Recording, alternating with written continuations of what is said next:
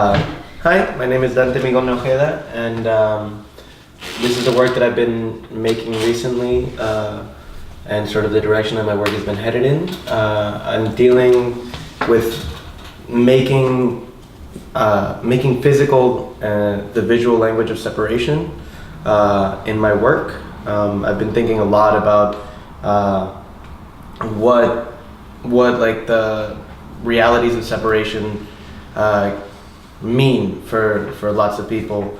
I've been working as a paralegal at an immigration law firm for a while, and so this work is sort of an attempt to translate the experience of to translate the experiences that I had in that position into something physical, as a means of processing a lot of the things that other people are going through, and then I had this sort of voyeuristic lens into as a result of the work that I was doing. And it's taken this form, I think, as a sort of a cathartic means of dealing with something that represents like this horrible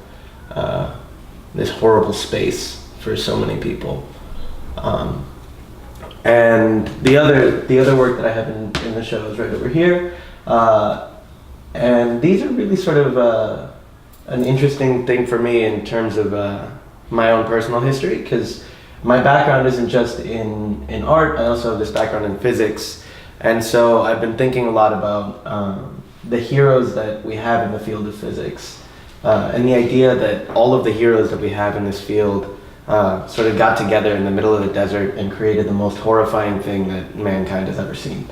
So I've been thinking a lot about sort of taking back that history and the way that we all as a generation, my generation, deal with the images and also deal with like the hangover from the Cold War, but in this sort of separated way. We don't interact with it in the same way that the generation before us did, where there was a sort of a sense of fear, or at least a sense of presence, and we just don't have that. It's like there's a degree of separation. So I titled these works actually Pop Culture, or How I Learned to Stop Worrying and Love the Bomb, after the Stanley Kubrick movie, Dr. Strangelove, because I think it's interesting to watch that film in the context that we find ourselves in right now, because of that separation. At the time when it came out, like, that film was talking to an audience for whom this was like an incredibly present thing, and now we can watch it and we understand it as funny, but we don't have that same relationship. So I started using images from pop culture, and I started using these etchings as a way to like really imprint into the space of these weapons and the spaces that were altered by these weapons.